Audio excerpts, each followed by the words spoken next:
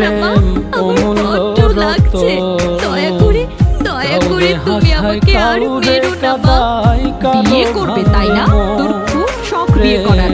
তুই যদি বিয়ে করে বাড়ি থেকে চলে যাস তাহলে বাড়ির কাজকর্মগুলো কে করবে?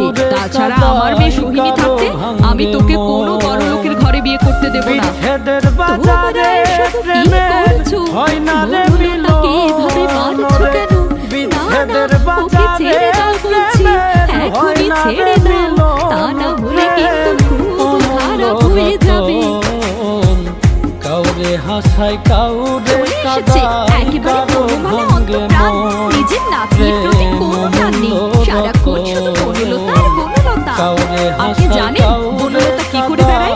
সে নদীর ধারে দাঁড়িয়ে দাঁড়িয়ে এতক্ষণ বণিকের সাথে প্রেম করে বেড়াচ্ছিল, আর বণিক নাকি ওকে বিয়ে করবে। তাই না?